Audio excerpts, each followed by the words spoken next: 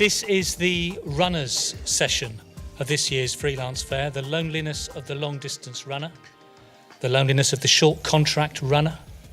I'm Martin Spence, I'm Assistant General Secretary of Bectu, and I'll be chairing this afternoon's session, for which we have assembled a superb panel. I'll briefly introduce them and then I'll ask them just to say a few words about themselves so that you have some idea where they're coming from and maybe consider them for your questions and contributions in a bit. On my far left, on your right, Priscilla Baffour from Talent at Channel 4, a talent co-ordinator who'll be saying a few words in a minute. Next to me, Amy Mobley from Tiger Aspect, a drama production manager, but a former runner herself. On my right, Grace Owen, the founder of Telly Talk, a talent finder and researcher. And on the right, Donald-Iain Brown, who I'm advised we're allowed to call DI, who's got 2 jobs at the BBC, which sounds greedy to me, but I'm sure he'll justify himself in a minute or two. So perhaps running through in the same order, Priscilla, do you just want to say a few words about your background? Yeah, sure. So my name's Priscilla Baffour. I'm the industry talent specialist at Channel 4, and I look after Full Talent. Full Talent is the bit of Channel 4 that works across the country with new talent and young people. I manage the production training scheme, apprenticeship programme, for crew, and we also run Full Talent Days where we kind of go around the country to engage and inspire young people about a career in the industry. Hi, I'm Amy. I'm the drama production manager at Tiger Aspect, which means I oversee all the dramas that we're currently shooting, and I liaise closely with the production offices, the production coordinators, the production managers on each of our shows, and I'm the link between Tiger Aspect and that production. I did a film degree, I was a runner, I've worked my way up to production manager now, so I know where a lot of you are coming from. Hi everyone, I'm Grace. I'm the founder of Telly Talk, which is a charity networking event held regularly in London. My background's also production. I worked from being a runner to a researcher, and then moved across into being a talent coordinator. So at the moment I help staff up across all the productions at Betty. And I'm Donald-Iain Brown. I do have 2 jobs. I'm a head of the Production Talent Network for BBC Television, and also I live in Glasgow, and I'm the head of editorial operations for BBC Scotland, so I kind of carry 2 jobs. My history is that I started work actually as a presenter, but I knew it wasn't brilliant, so I looked to diversify. And I've carried out most jobs in production across both radio and television over the years. So if I took my clothes off, you'd see the scars. We won't do that, DI. Okay, look, this is how I suggest we structure our session this afternoon. Bectu recently ran a survey of runners, for runners, by runners, and about running, which has actually thrown up some very interesting results. And what I'd like to do is try to structure our discussion about the issues that came up from that. But I very much want to leave time at the end of the session for a discussion about what we do next, about good things that are going on out there, about good practice, about steps we could take to actually improve things in our industry. There is no question but that there are problems. There's no question but that there is real exploitation out there, and we will be discussing that. But it would be a real lost opportunity, in my view, I think, in the shared view of the panel, if we don't actually start to chart out some practical steps forward rather than just wallow in shared despair. So I'd like to kick things off, if I may, by addressing questions of access to the work in the first place. And just to give you a few headline findings from our survey, what we found was a very unbalanced picture of the mainly young people who are actually finding work as runners. Unbalanced, I mean, in terms of diversity, in terms of ethnic background. 80% of those who responded to our survey described themselves as white British, and another 12 or 15% as not British but still white. 2.5% black British, 2.5% Asian British. Now, in terms of the nature of our population in this country in 2014, and especially the nature of the population in London and the South East, which is where most of the industry is based, that is pretty appalling in terms of the lack of diversity. It's not new. It's not a problem that's confined to runners. It's across the industry. We know it is. But this, yet again, has highlighted that issue. So let's hold that thought. In terms of finding work, between 40 and 50% of respondents said they found their work as runners through word of mouth. Some through ads, mostly online ads. Some, about 18%, through speculative applications by just making a pitch at a potential employer and actually, wait, you strike lucky. But the single most common way of finding work is through word of mouth, through networks, through who you know. So, question, how do you get to know the people you need to know in order to start getting work? And finally, there's this question of age. Most of the people who responded were in their 20s, not actually in their early 20s, but overwhelmingly in their mid and late 20s. And an issue of driving came up quite regularly, of people saying, actually, it's a regular requirement, if you're going to be a runner, that you have to be able to drive, but a lot of insurers have their own insurance provisions that say they will not employ anybody to drive who's aged less than 23 or sometimes less than 25. So there's all sorts of contradictory factors there. Now, those are just a few things I'm throwing out. I wonder, first of all, if any members of the panel have got any comments to make about the question of diversity, the question of how you find the work in the first place, and this question of the age of runners and the sort of demands that can throw up. I'll go on that, Martin. I think the reality is that there is an issue about BAME talent and how we retain it. I think there's an opportunity to get in, but I'm not sure that we're very good at retaining people once they get in and once they get the experience. You know, the whole issue of how we get difference into each of our different organisations is something that's quite well rehearsed and has been, spoken about at the minute. But the key, I think, for certainly from the BBC's perspective, is that we run schemes for people to get in. And our job then is to ensure that the runner or the PMA or whoever it is, we then try and find opportunities for them thereafter. We have a very clear policy of not simply getting in because of who you know. I can't say that people don't slip in through the net, but I would like to think that through the work experience provision that we've got and the fact that we police it quite heavily, we are trying to ensure that there's an equality of opportunity for people to certainly come for work experience, which is a maximum of 4 weeks, and anything other than that gets paid.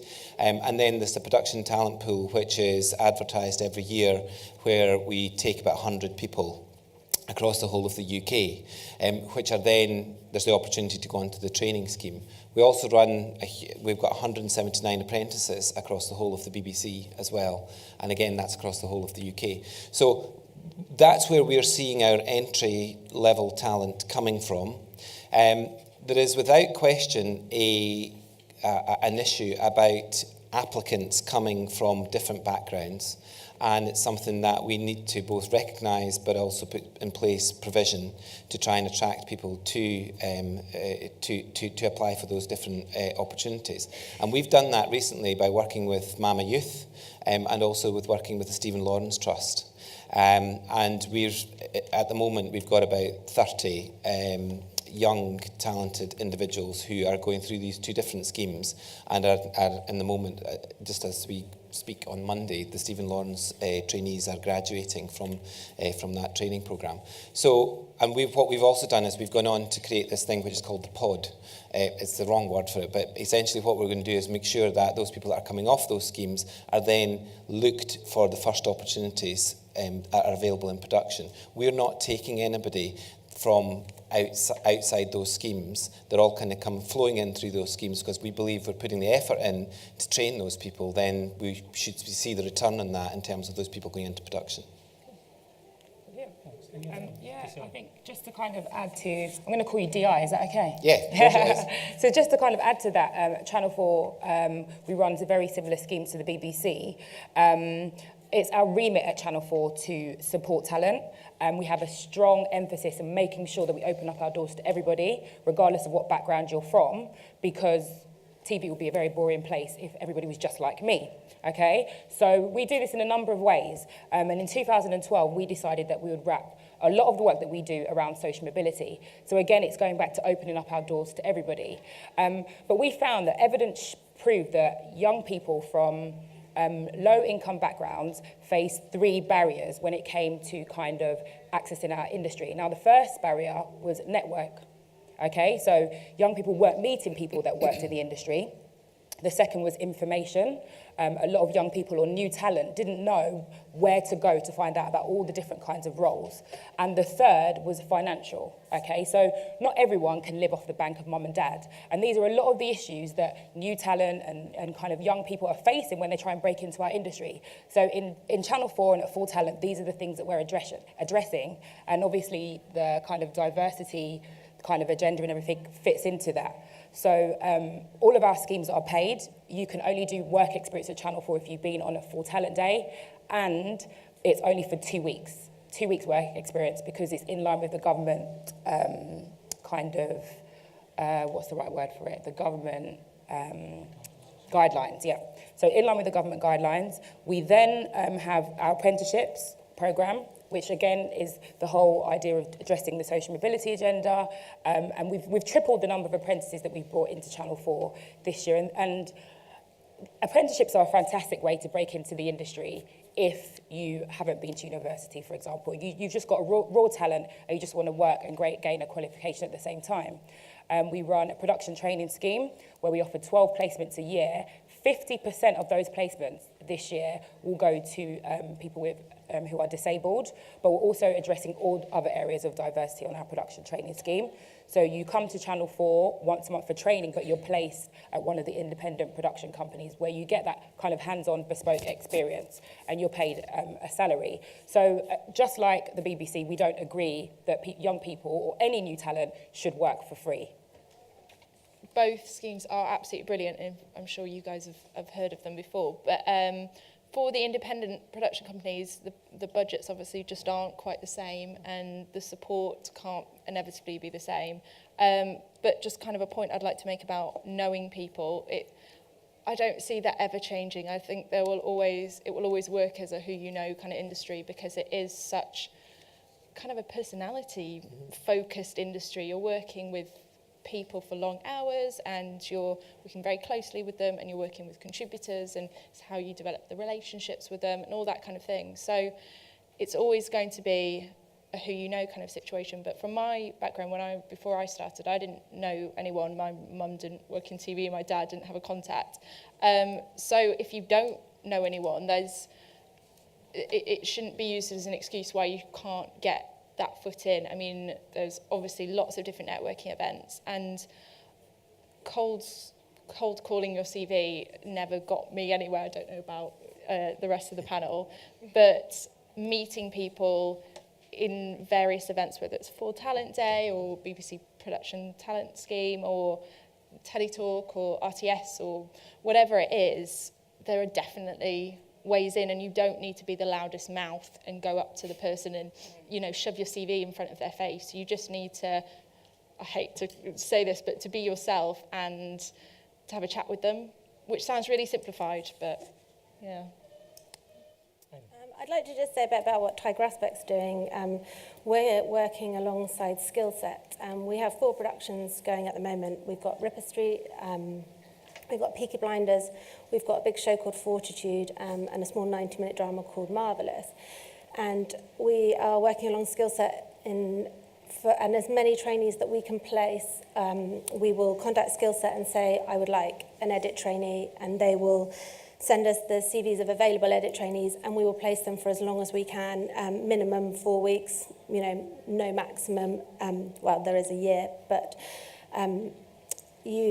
so on Fortitude currently we have a makeup trainee, we have a costume trainee, an edit trainee, a camera trainee, and anyone with less than 12 months experience can apply and be part of that scheme. So anyone who, and you don't have to have any previous experience, so I would just say get your CVs onto that scheme, because all of the large indies now are approaching skill set and are signing up to the scheme. So it's a brilliant way in and to access. And I would just agree as well, just about putting yourself out there.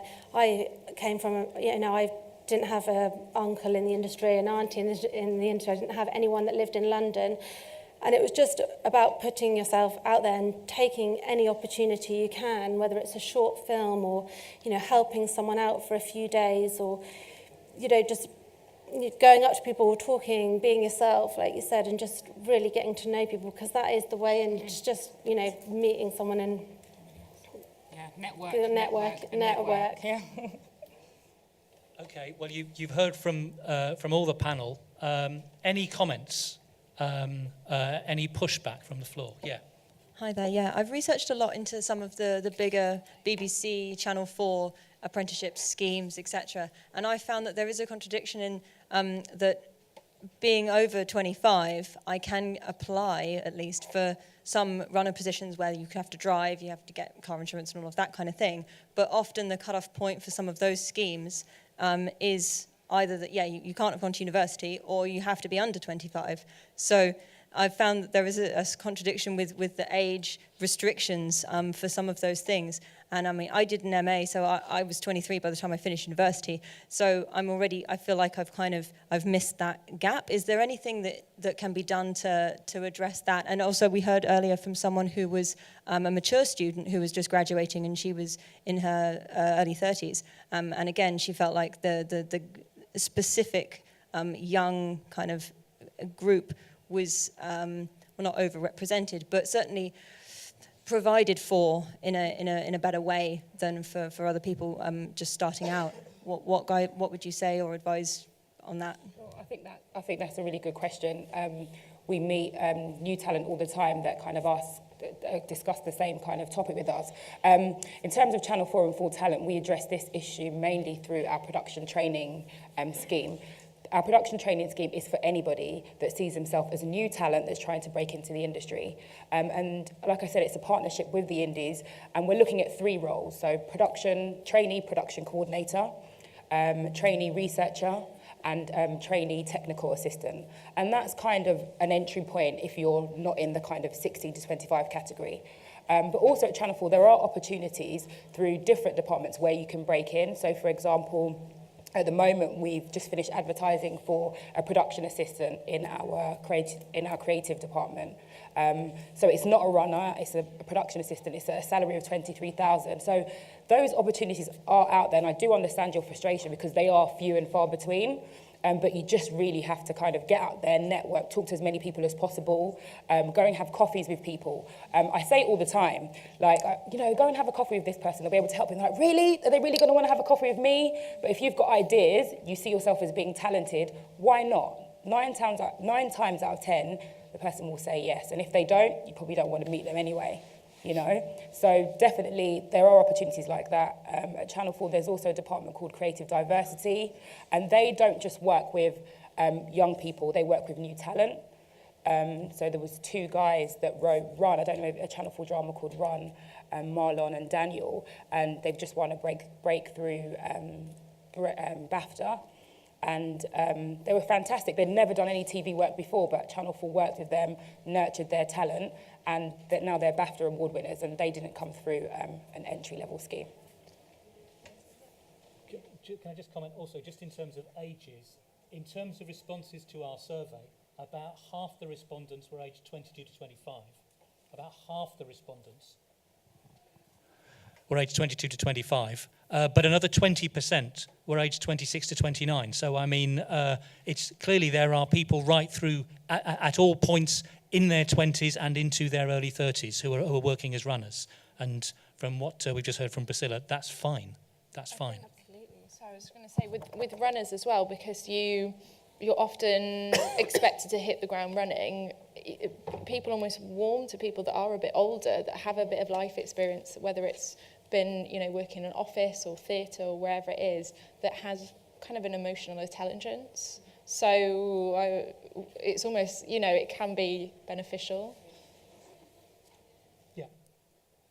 Question there. Can we take those two and then respond?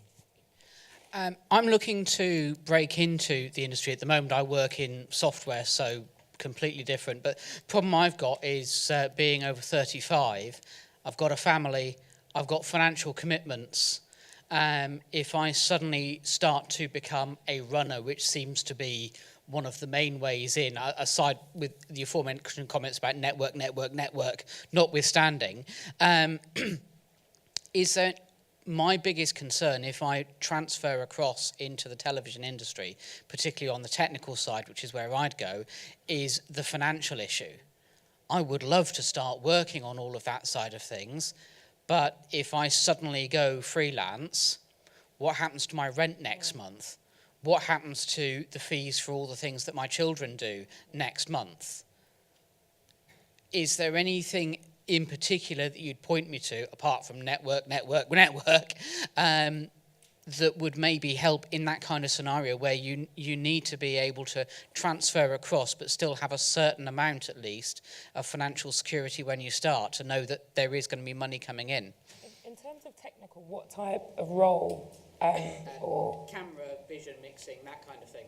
Cool. I mean, Dom, do Do you want to take two questions, or do you want me to answer that just now? Can we take the question behind as well, and then just think about that one? And thanks very much. Yeah, I just wanted to check the BBC production trainee pool scheme and production trainee scheme. All these schemes are really not open to international students that much, because I'm a tier 2 visa student, tier 4 visa student, and if for BBC to employ me, I will need them to sponsor my visa. So all these options kind of doesn't work for us at all. So I just wanted to know if BBC and Channel 4 has anything that works for international students. Well, you need to be able to have need to have a visa to be able to live and work in this country, because the trainee scheme is paid. It's not vocational, so to speak. Therefore, you're earning. So you have to have all the necessary legislative requirements to be here. That's the kind of bald answer to that question. It doesn't mean to say, though, that when you're here that you might be able to apply for some form of work experience to build up your CV, because at the end of the day, people are going to look at what you've been doing, and work experience is important in that CV, as well as the things like your own YouTube channel. And social media has given so much more opportunity for individuals to go and create their own content and to upload it and have however many million likes for whatever, and that's really sellable now. It's a real commodity that we look for in individuals. I think to your point about the moving from your software world to the kind of creative industries, I think what you need to look at is where your transferable skills are, and what the opportunities are for you to transfer from. For example, I've no idea what world of software you live in, but I'm thinking that you might have transferable skills that could potentially fit with the development of the iPlayer, for example, which doesn't get you directly into where you want to be in the long term, but what it does do is it potentially creates an avenue for you to pursue a career that you want to pursue, and it also gives you potentially some security in relation to income as well. I think we have to be really realistic about this, though, is that the TV industry is a very peripatetic industry that works on a contract basis. There are, and we can have, Martin and I could probably have a long debate about that in lots of different ways. But the reality is that productions come and go, and you work on those productions for the length of time. With a broadcaster like with ourselves or Channel 4, there's potential for longer-term contracts that you can work across a range of genre and a range of different program types. But I think with an indie staffs up a show, they deliver the show, and then they staff down again. And that's just the harsh reality of the production sector that we we live in. But I do think that you should look at what your transferable skills are, and it might be that, you know, I had this conversation this morning with a whole bunch of trainees, that you may have an A road that you want to pursue, but actually you might have to go down some B roads, and you might have to just think about what those B roads might be in order for you to kind of reach your long-term destination. Any other comments, Grace, Amy? I would just say as well, try and get some more experience in sound and camera before you quit your job or do anything rash. You know, get more experience, chat to people that are already in that field. A lot of productions shoot at weekends. If you approached a sound mixer and said, can I come out with you on a Saturday just to see and have a chat with you, see how you work, shadow you, I'm sure, you know, there's so many people out there that are willing to help and share that experience. I also think research is quite key here as well. I mean, you can go onto the Creative Skillset website and have a look at all the different kinds of roles that kind of match the transferable skills that you have. I always say you don't have to wait for the likes of Channel 4, BBC, ITV or an indie to give you a role. You can get out there now and start doing it. And I know it's hard because you've got a family, and I sympathise with that, but you are going to have to do stuff on the side and probably kind of work experience for a little while to build up your experience. I think as well, kind of this goes to you, but maybe to everyone as well, think about where you want to get creatively. I think when you start in TV, you think there's a very definite route, and you should, if you're going into productions, you should be a researcher, then AP, then this, and when actually, just to draw out the point that it is sometimes the B roads. I mean, I started in shopping telly, and it was the best thing I could have done to learn how a live TV studio works, and a lot of people are like, it's not real telly or this or that, but I absolutely valued it so much. And something like that with vision mixing, that happens 12 hours a day live. Just think about what else, if you kind of almost say baby step into TV, think about kind of online things and what they're doing, and live shows and things at the O2 and things like that, and think about it creatively.